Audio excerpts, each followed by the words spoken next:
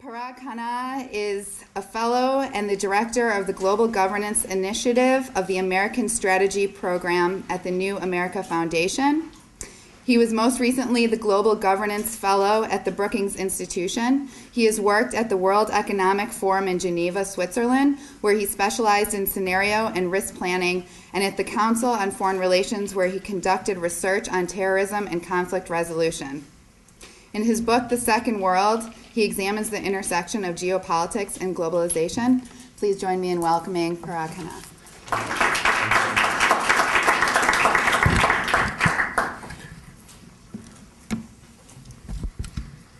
Thank you, everyone. Thanks to everyone for being here. How's the sound? Is it okay? Okay. Thanks. Well, I want to begin, of course, by explaining why I wrote this book that we're discussing this evening, called The Second World. And as was mentioned, it's about the intersection of geopolitics and globalization. Let me explain very briefly why it is that those two topics interested me before I got started on this project a couple of years ago. It seemed to me, this was about 2005, I was at, I hope that's not my fault. No, it's not, but I'll just turn this off anyway. Sorry, I'm having a Giuliani moment. There we go. Okay. So, a few years ago, one could browse bookstores here or anywhere and find that there was an increasingly prominent literature on the growing role of China in the world, and the notion that China would dominate the 21st century and America was destined to be gobbled alive, and everyone else too. And you started to see a lot of that, and the titles continue to come out every single week. But there's also literature on Europe saying that the European Union has expanded by one country per year on average since the collapse of the Soviet Union, and is nearing a membership of 30 countries into what truly is a broad Imperial Commonwealth sort of zone of stability, peace, and wealth. And then, of course, there's and how Europe really, is the largest economy in the world, or common market, exports and invests the most capital overseas, provides the most development assistance in the poor countries of the world, and so on and so on. So there was sort of growing literature on that. And then, of course, what we always have is the literature on how America is the world's dominant, most powerful hegemon, will rule the 21st century still, and faces no rivals, particularly because of our military preponderance, and so on. So you have these three sets of books that are being published all the time, and it's kind of a commonsensical statement, but last time I checked, we live on one planet. So how is it that all three literatures can coexist in almost complete, not ignorance of each other, but in really willful neglect of each other, really trying to make their point?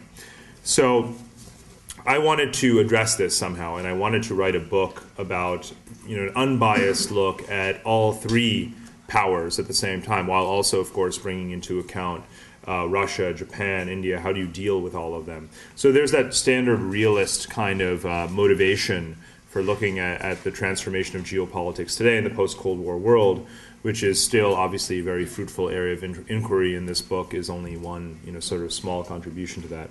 But then, of course, there's globalization. You don't have to look at the world only through the lens of power transition, superpowers, empires, and so forth. Tom Friedman and everyone else writes about globalization, global integration, interdependence, and also about the socioeconomic aspects of globalization. Winners and losers in the global economy. And are we really achieving one world, and so on and so on. And so one can write books, and obviously there's many that have come out at the same time, that focus really purely on globalization, and not about conflict, not about empires, not about the rise and fall of superpowers and civilizations and so forth. And that globalization literature also talks not only about divides globally, sort of winners and losers, haves and have-nots, first world and third world, but also about divides within countries. In other words, how is globalization leading to elites capturing a greater share of resources in the world, the rich-poor gaps widening in certain areas, and so on. That's my desire to bring together the geopolitical aspects of what people are commenting on on in the world and the globalization aspects. Again, it's one world. All of these things are happening, but everyone's taking a little slice of the picture, and I wanted to do something somewhat integrated. Motivated me to write this book, and the title I came up with, Second World, the term, of course, used to refer to the socialist, communist world, but because that no longer exists, and certainly not as a unified bloc, we no longer use it. We still say first world, and we still say third world, which are very fluid sort of monikers, loose categories that we sort of throw around. But we don't say second world anymore. So about, I had a research assistant search through the social science research index, and what he turned up was that the term hasn't appeared much of anywhere since about 1993. So I said, perfect, let me just sort of reinvent this term. And anyone who's, under the age of, say, 30 probably hasn't even really heard it in any case at all. So I thought I would reappropriate this title. But, of course, I wanted to redefine it. And I mentioned earlier that there's an increasing focus on how globalization is creating divisions within countries, making them both first world and third world seeming at the same time.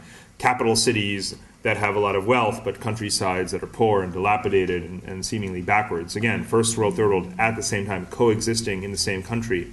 And I started to ask, is it more important to think of a country as a unified whole and a sovereign territory, or to think about how schizophrenically divided so many countries are within themselves, and whether or not that isn't the sort of the big picture trend that's happening alongside all of these shifts in polarity and great power and superpowers and so forth.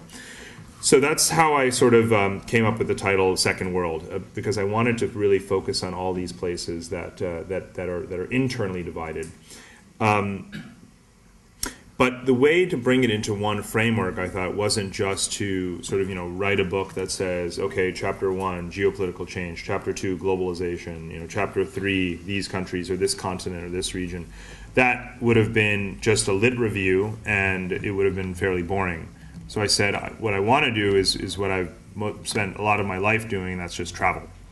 So I more or less packed up from Brookings, and I spent about 2 full years almost entirely outside of the country, and I went to about 40 countries in 5 regions of the world, and the book is structured along those regions. And so I began in Eastern Europe, or sort of what I call the West's East, from the Baltics and Ukraine through the Balkans, across Turkey to the Caucasus to the Caspian Sea.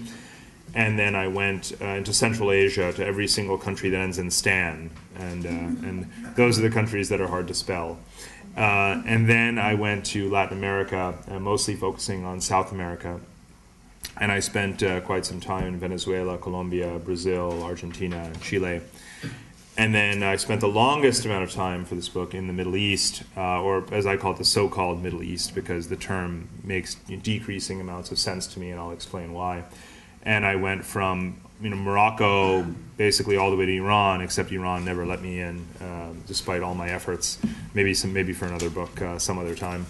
And I sort of spent about 6 months in that part of the world. And then the final section of the book covers East Asia, which I spent the most time in Malaysia, Indonesia, Thailand, and so on. And I wanted to, and the more you travel, the harder it gets, to synthesize these different intellectual avenues, the geopolitical stuff, the globalization ideas, and the internal sort of analysis of countries where there's so many domestic factors that may not seem to have anything to do with great power rivalry or multinational corporations and forces, but just what is happening in that place at that time. So I had this sort of basket of theoretical underpinnings. But the approach, as I just described it, was entirely aesthetic, as I call it. I just traveled. My strategy was to just collect observations, judgments, perceptions. I talked to as many people as I could. When you're in the think tank or academic environment, or in Washington, you can quickly get access to a lot of people. So I had no trouble meeting with prime ministers and ambassadors and whatnot in various countries, but that was always the kind of just the tip of the iceberg. I would go to countries and basically not leave until I felt like I had the story. I would spend the first couple of days going through the kind of stock meetings that were prepared for me through contacts, But inevitably, someone says, "Oh, you're interested in this? Well, you have to meet my cousin who's running this company. You have to meet this contact of mine who's in this ministry." And I would just stay and keep on talking to people, keep on interviewing people, until I felt like I had the picture, and where the kind of marginal value of interviewing more people sort of ran out. So some countries, I spent a few days. Countries like Turkey and Egypt and Brazil and elsewhere, I would spend a month or more. And certainly in China, I spent an entire summer in order to feel like I had the picture. So again, there wasn't a strict sense of, okay, I'm going to interview these diplomats and these foreign ministries, and I'm going to ask them this stock set of questions. I wanted to form an aggregate picture and view these countries and tell the story of geopolitical change and globalization, which could be told from sitting in an office here at the University of Chicago. I wanted to tell it through the eyes of these countries. Because for me, these are the sort of, I chose what I believe are the countries that are most pivotal for shaping the balance of power and globalization in the 21st century. And I did conclude in the end that there really are these three imperial systems. And I think, it's easy to caricature what I've written and say, okay, he's just taking 19th century European geopolitics of territorial rivalry among powers fighting either in Europe or over colonies and extending that to the global domain. But geopolitics today exists within this framework of globalization. Competition isn't always about territorial conflict. It is certainly about resources, but influence takes so many forms in an integrated, globalized world. And again, the second world I found is the main sort of battlefield. But I did conclude that literature I was talking about at the very beginning, about Europe, about China, about the US, there was something to that, because these represent the three most influential modes of governance, of diplomacy, statecraft, empire building, norms, standards, rules, and appeal around the world. People don't, in South Africa, say, we want to be like Russia. In Tunisia, they're not saying, what can we learn from the Japanese? But they are saying, or the leadership is certainly saying, well, there's this Chinese model about economic growth without political reform. That sounds good. And you hear that from a lot of, semi-authoritarian states. So, the appeal of what China has done and is doing is very strong in many places. And you hear a lot of places saying, we need to be like the European Union. Think of ASEAN in Southeast Asia, where it's explicitly modeled on the European Union, because it is the most successful trans-state governance model that's ever existed. But again, you don't hear people in Argentina worrying about, Russian foreign policy. So Russia is no longer there in that top tier of sort of superpowers, and Japan maybe came too early. There was in the 1980s, the literature was of course about Japan, but not so much anymore. And India, I don't believe, is sort of there yet. It isn't where China is, and because China has had that first mover advantage, particularly in Asia, and risen to this rank of superpower, at least in my view. It makes it increasingly difficult for India to compete because everything that it wants to do, China is already sort of doing. So for me, the big three, as I call them, remain, or are going to be for the next decade or more: China, the European Union, and the United States. It's not to say again that Russia, India, and Japan aren't important. It's that I consider them balancing powers rather than superpowers. A superpower has to have global influence. And the European Union has that through its financial and diplomatic clout, obviously not its military. And China increasingly does as well, and certainly the US does. So those are the big three, and they meet this criteria for being a superpower, that global influence. Others simply do not anymore or not yet. And the term I use to kind of describe this phenomenon is the geopolitical marketplace. It's a marketplace in which countries are now starting to choose what model or they find most appealing to them, who they most want to ally with and draw resources from. And again, in a unipolar world where it's just the United States, and that's what we thought the world was in the 1990s, it was us or nothing. We were the world's only superpower. It was sort of you take it the American way or you leave it. But now you have a marketplace, and a marketplace is about choice and choices. Countries have those choices. So to me, the story of what America's future geopolitical role is going to be is not a matter of just dogmatism and ideology and we're number one. It has to be proven. And to me, the Second World were the sort of swing states in between, where this geopolitical sort of struggle or competition was going to play out.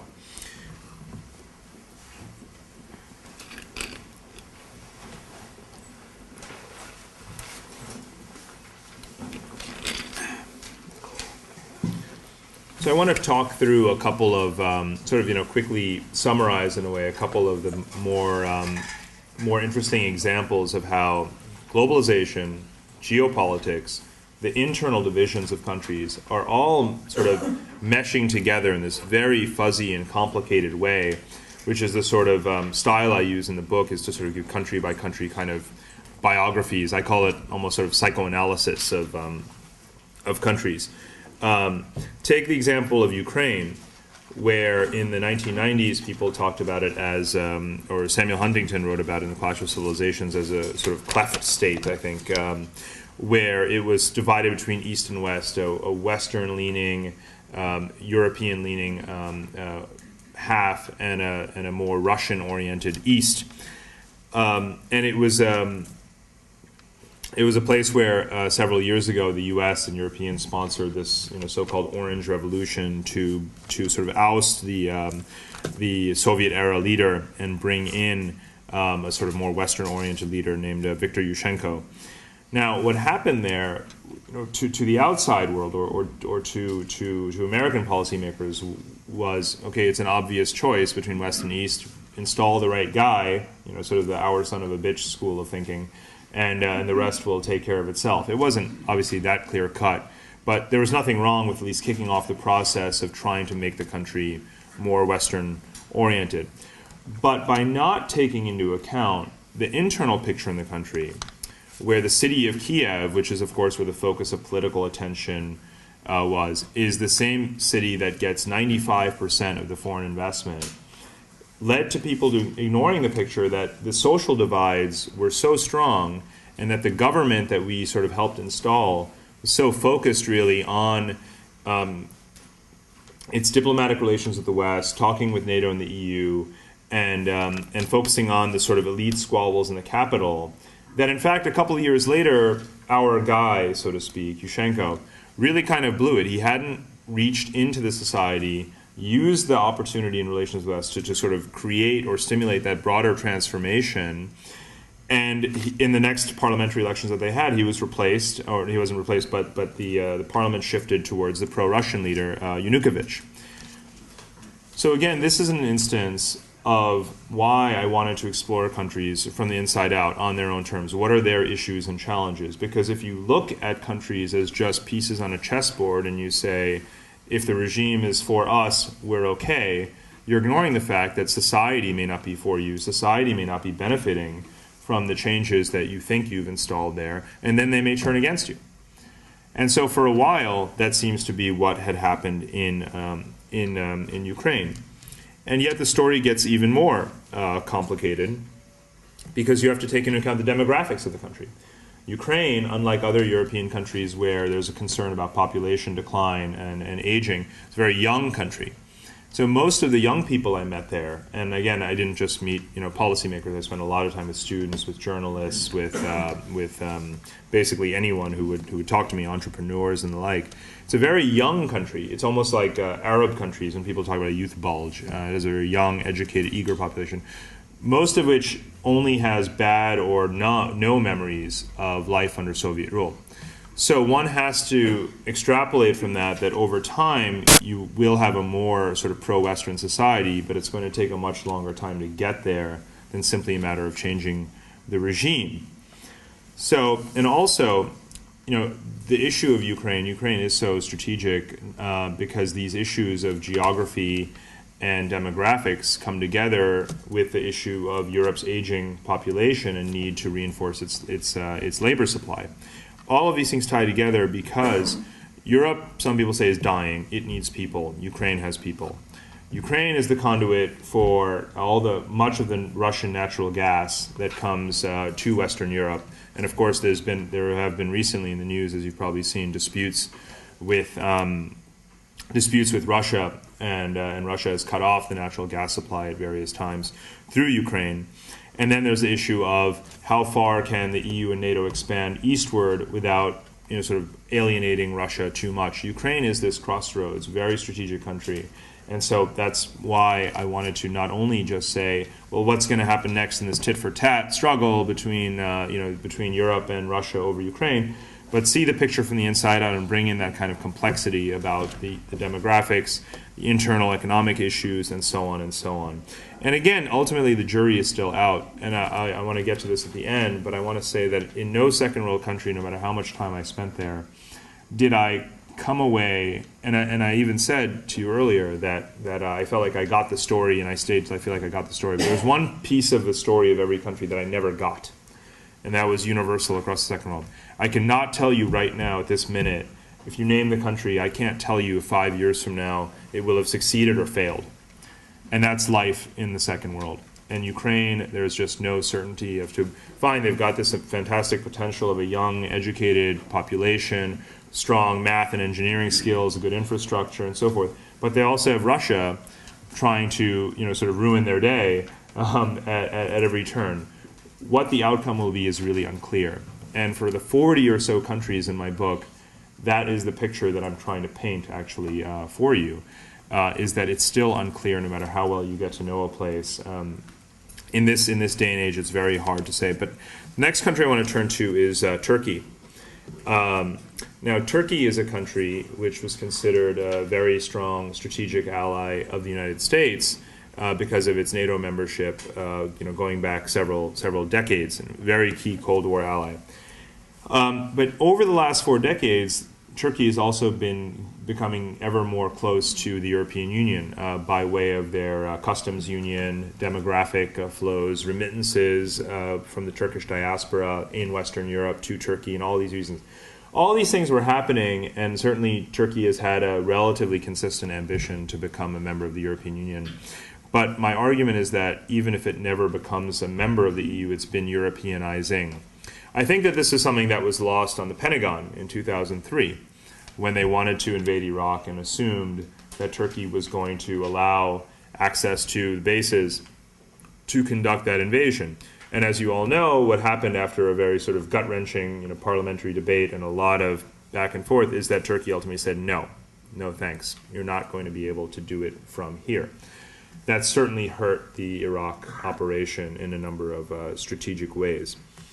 So the miscalculation over Turkey, again, is one of those issues where you can look on the map and you can say, there's Turkey, it's a member of NATO, we're America, Turkey's our ally, we need to conduct a war, and we don't need to, we certainly don't need to, didn't need to, but we are going to invade a country that Turkey borders, therefore they will be on our side.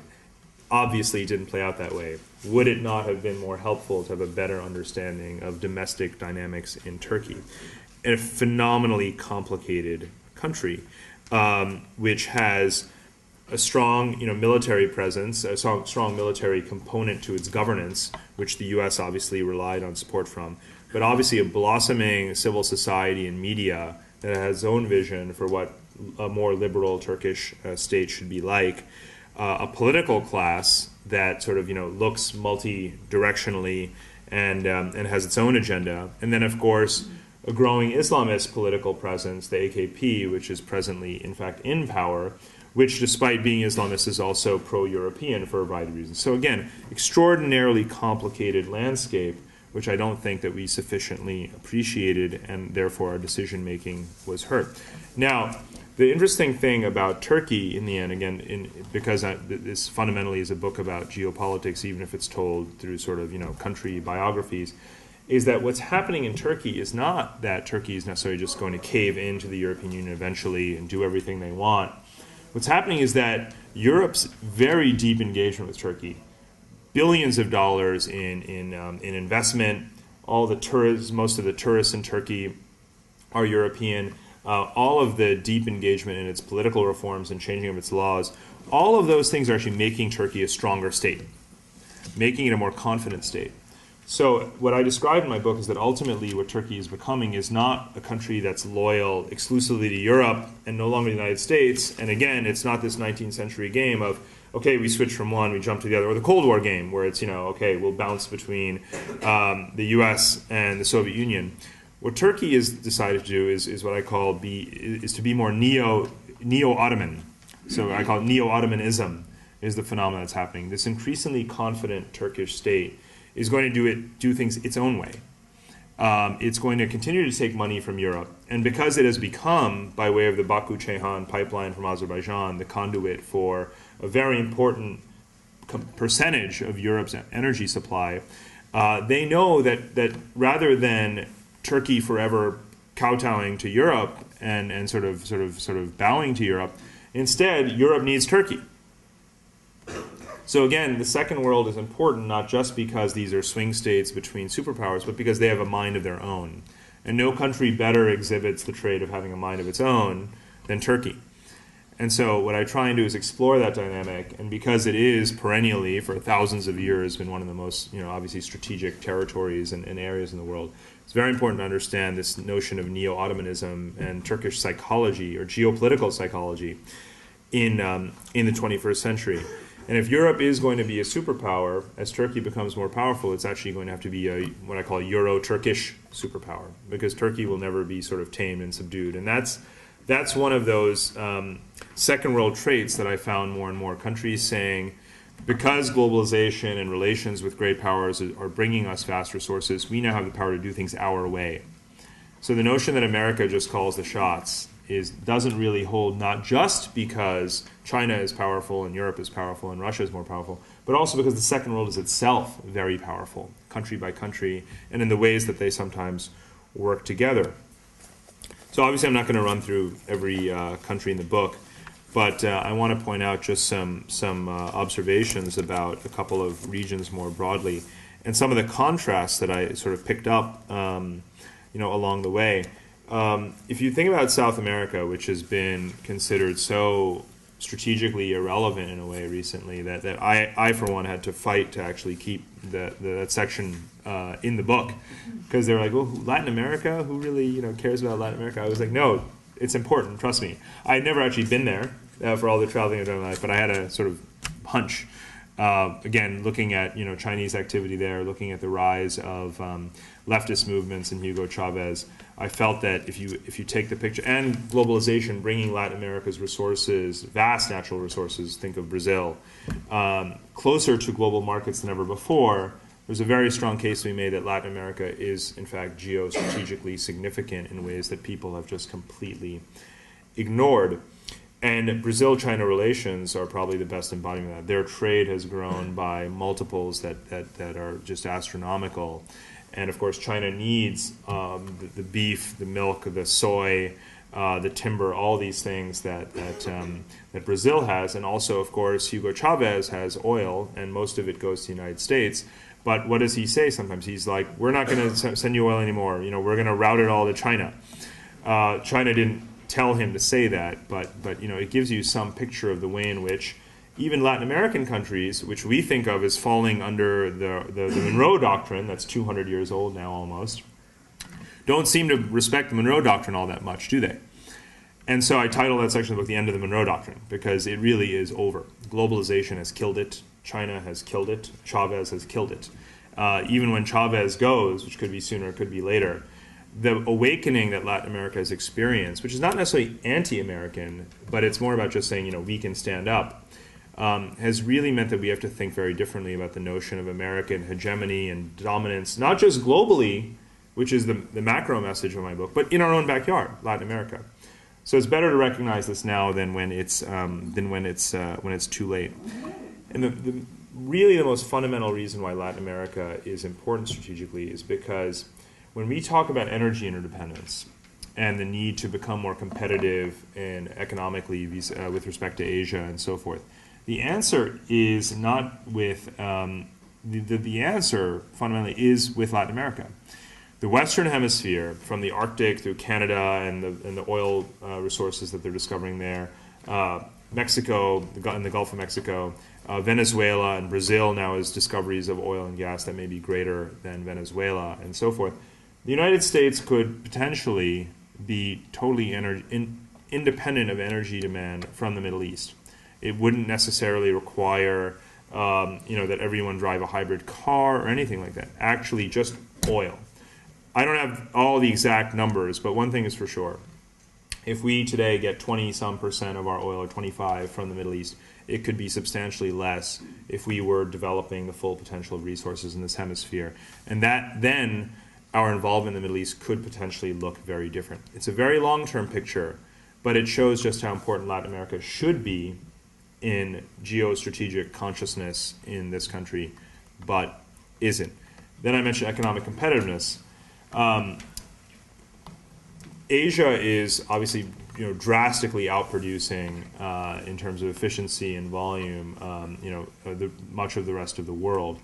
But in the 1950s and 60s, the U.S. had a policy called the Alliance for Progress, and it invested heavily in developing the industries, steel and so forth, in Brazil and Argentina and elsewhere. And that actually helped. It goes back to actually before World War II, and Brazilian steel was an important part of America's World War II effort.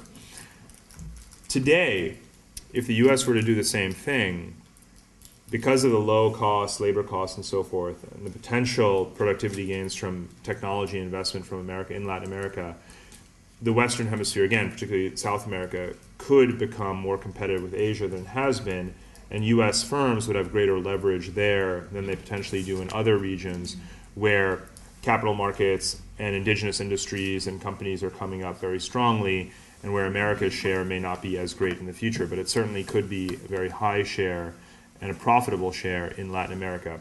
But where is the evidence that America is considering doing that? What are our presidential candidates saying about NAFTA?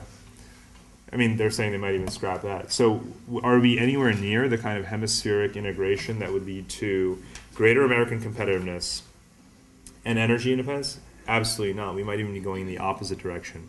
So Latin America, far from being geopolitically insignificant, might actually be the crux of what could really save the U.S. down the road in a variety of ways. And again, geopolitics is fundamentally about geography. So this should all make perfect sense, for the U.S. to think about its own geography and how to capitalize on its geography in order to sort of stay ahead in the world.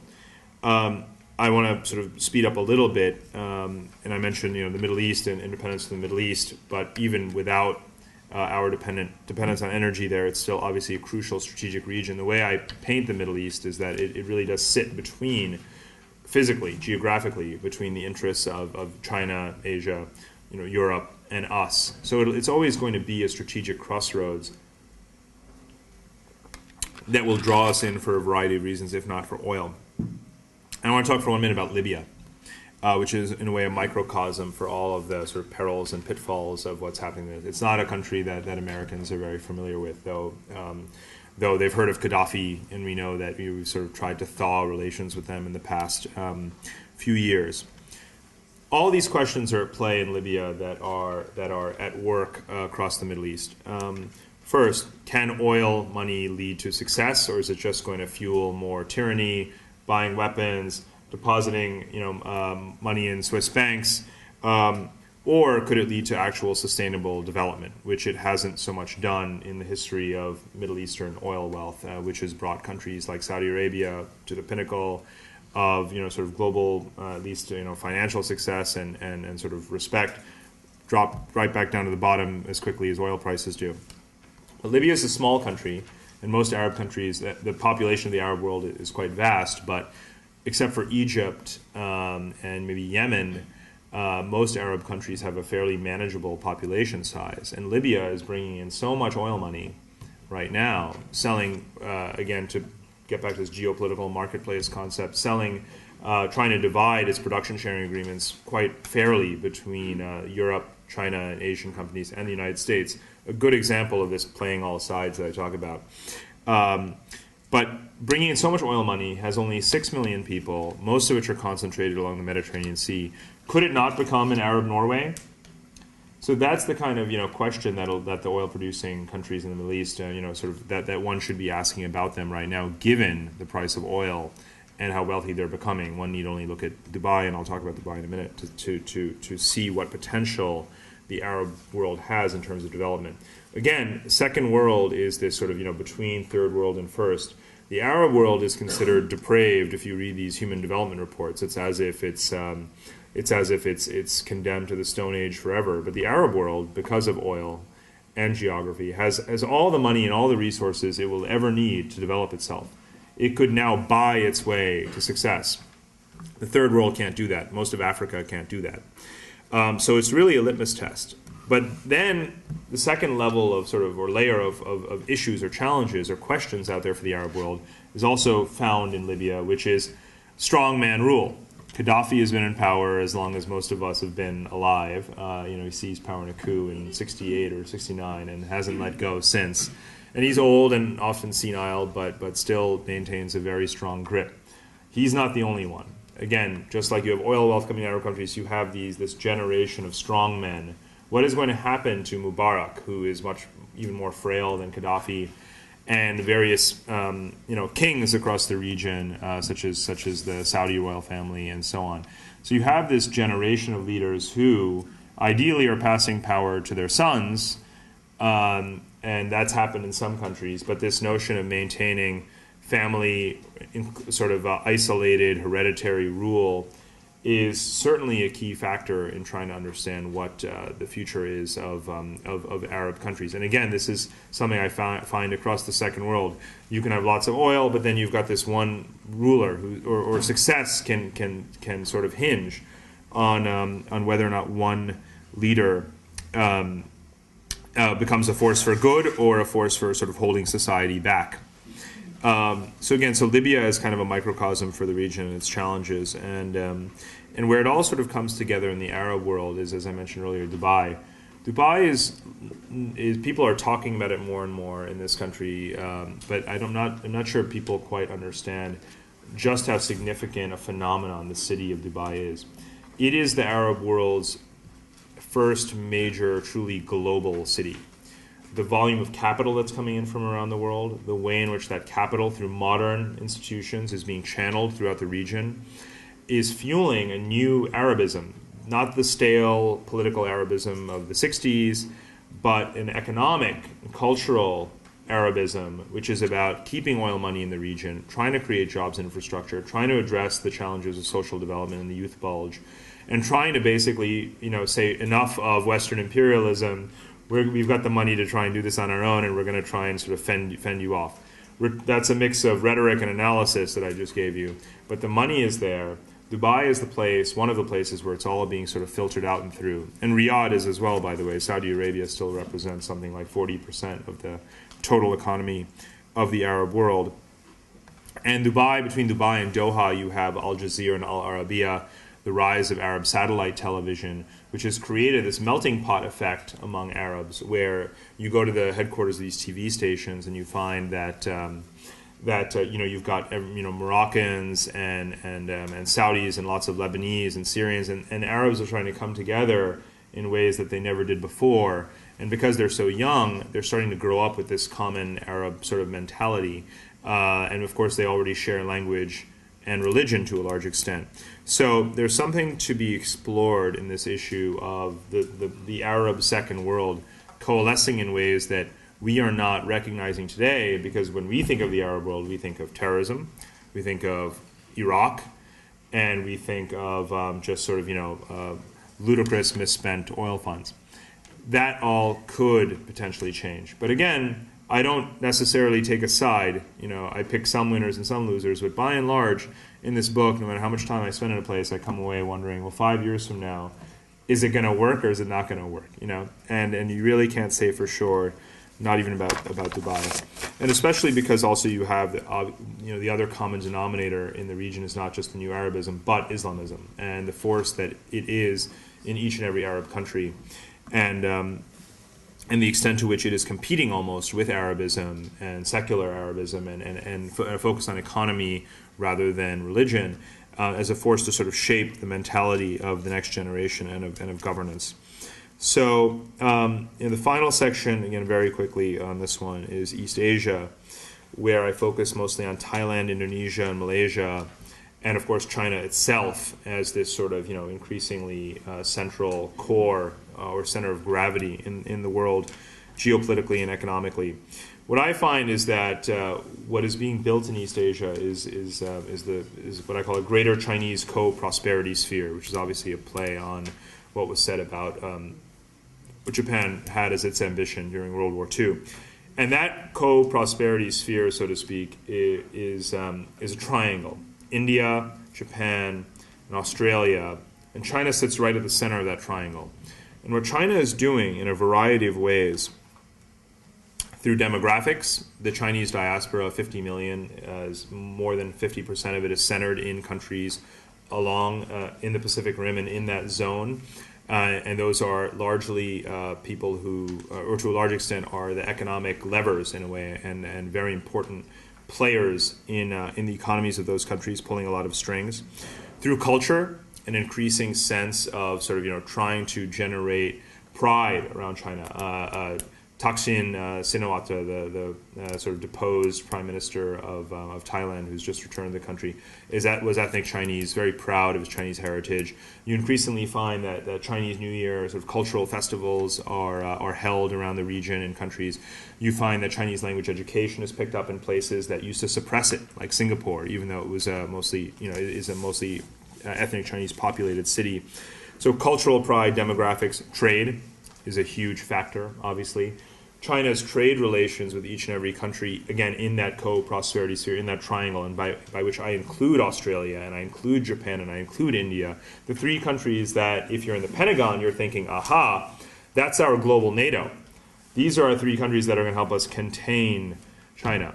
Well, China is doing a lot to do away with that notion of containment as best it can, because it is buying into these countries as much as possible. Australia is so heavily dependent on exporting iron ore, natural gas, and other things to China. I don't really see Australia picking up arms to fight a war, an Anglo versus Sino kind of conflict, if ever one to arise.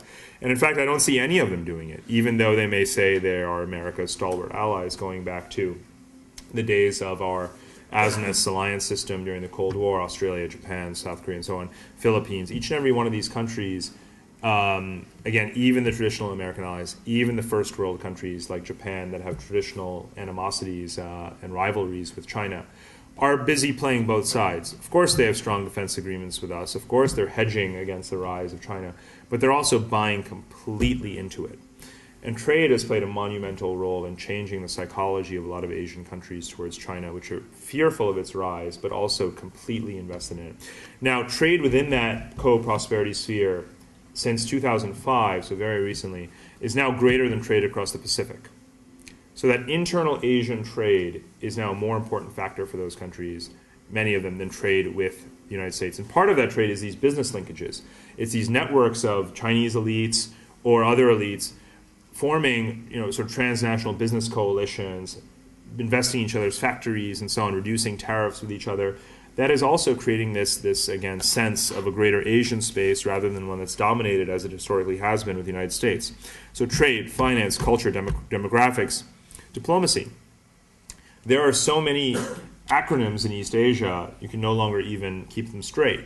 ASEAN, ASEAN plus 3, the ASEAN Regional Forum, the East Asian Community or East Asian Summit, and the list goes on and on. They're trying to emulate the European Union. Now, the U.S., again, APEC, ASNES, these were the ways in which the U.S. was dominating the Asian sphere. But now, people talk about those acronyms, the Asian for Asians, Asia for Asians kind of acronyms, where the U.S. often doesn't even have a seat at the table.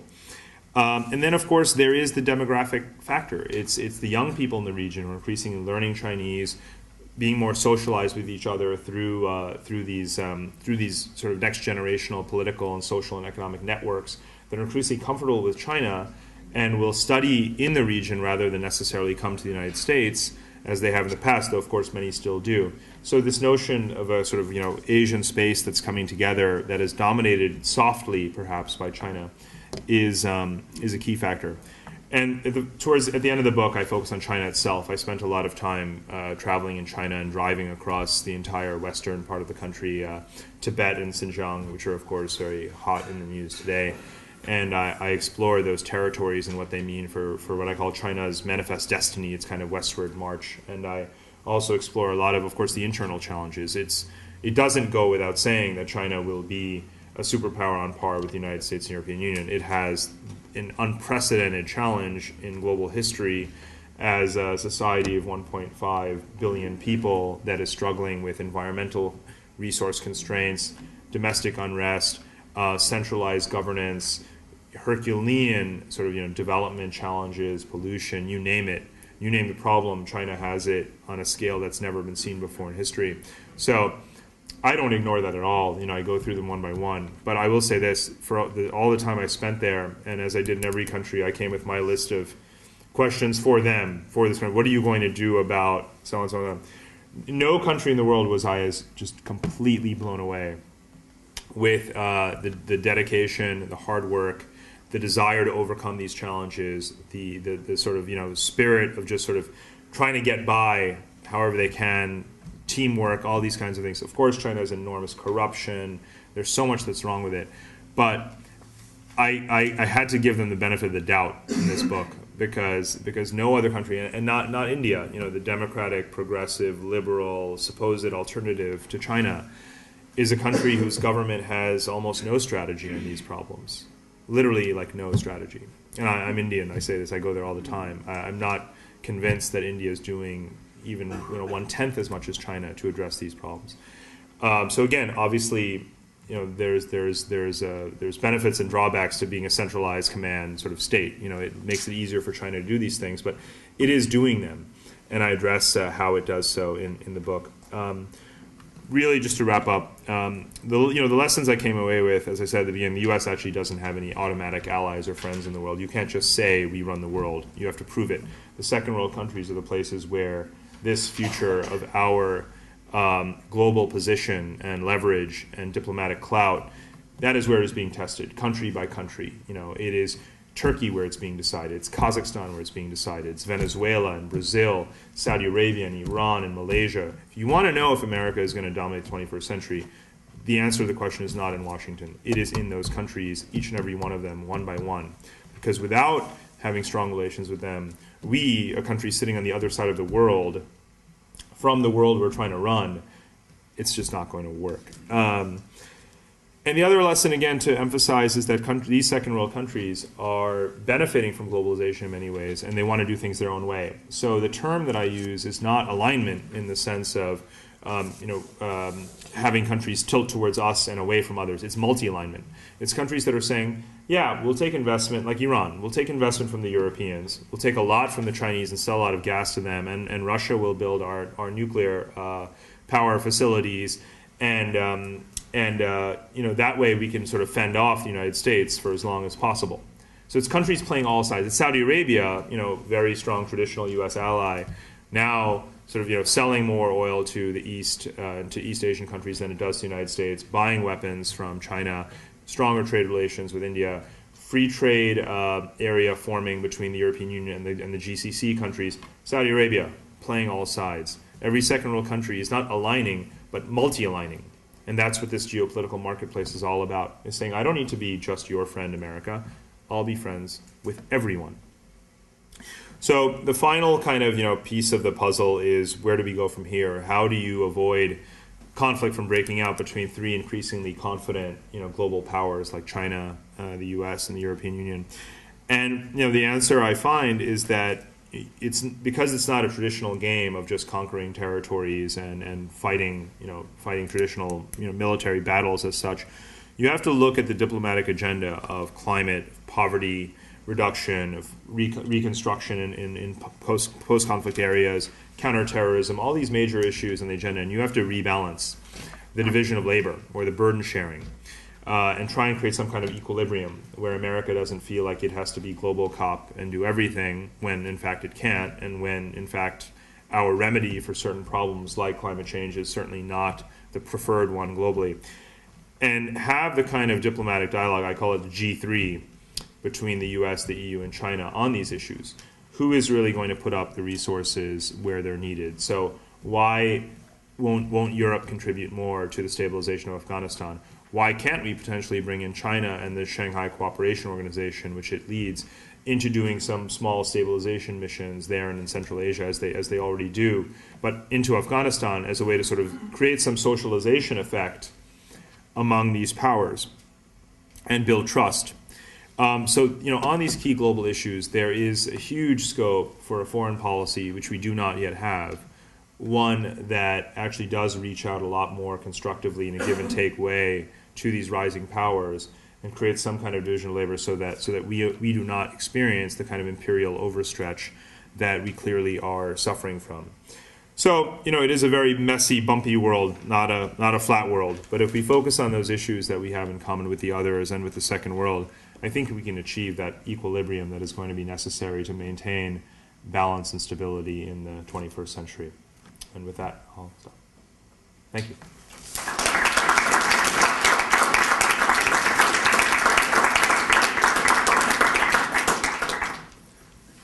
Questions? Sir? Can you describe a difference between your preconceived notions of Colombia and Venezuela and what the different realities proved to be when you got down there? I was wondering if you could describe that, and then why you think those realities were so different for you from your preconceived notions.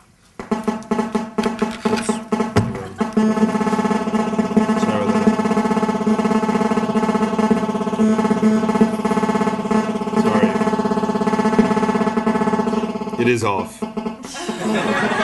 Believe it or not. Okay. Well, it was, as I said earlier, I had never been to Latin America, so my impressions were largely colored by sort of popular literature and sort of some of the rhetoric that was out there. Of course, Colombia, long history and sort of image problem for obvious reasons such as drug trade and civil war and so forth. And the notion that it's very unsafe, high kidnapping rate, and all these sorts of things. And Venezuela, not everyone, of course, believes Hugo Chavez, and certainly a decreasing number of people do. But the notion that because of the oil wealth that Venezuela has and Chavez's commitment to equality and a sort of real social revolution, there was a notion out there that it could be the real continental leader and success story. So all of that's the prepackaged version. You go to Venezuela, and I haven't felt more unsafe outside of Iraq, anywhere. And we're talking about, just about everywhere in the world that I've basically gone. And Venezuela was really bad. Just gun-toting militias all over the streets, out on their motorbikes, red-shirted, sort of Chavistas intimidating the non-Chavistas. Really, sort of, you hear lots of gunfire all the time. Their kidnapping rate is higher than Colombia's. Murder rate has gone up, crime in Caracas and elsewhere. And obviously, Chavez's social programs, as a lot of investigative reporting has pointed out recently, not really lived up to their ambitions in terms of improving education, curbing inequality, bringing health care to the country and so forth. So it clearly has proven to be something of it. The oil infrastructure has not been modernized. They're way below optimal production, and so on and so on and so on. So I found the place to be an absolute mess.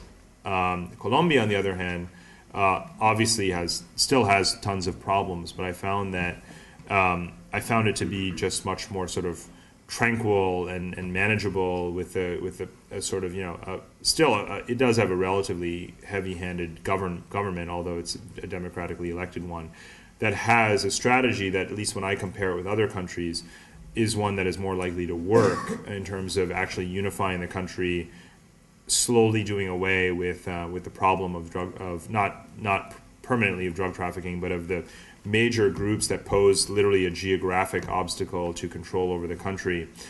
It has strategies such as road building, creating sort of strengthening local police forces, and all these sorts of things that seem to be, again, longer term, medium term kind of trajectories seem to be working out better for Venezuela, for Colombia's future than for Venezuela. So that, in a nutshell, is what surprised me in comparing the two countries. Yes? Security-wise, in Colombia and Venezuela, there's an issue. It's called security for the whites. Because even though I'm white, I come from Argentina, I'm not the right shade, whatever. But if you come to Colombia and you come to Venezuela, there is an issue there. And you like it or not, you cannot, they treat you differently. And the moment you open your mouth and you say, I'm from Argentina, then they treat you differently. But if Americans come, American passport, which I have, it's like a whole different world. Okay, and that people need to be aware of that. One of the best rules of thumb for judging a country's sort of present sort of trajectory, the health of its economy, and people's perception within the country of its stability is how many people are lined up at foreign, European or American embassies to get out and get visas to get out. Now, in Venezuela and Caracas, everyone's trying to get. They're trying to reclaim European birthrights and so on. Colombia has experienced decades of brain drain.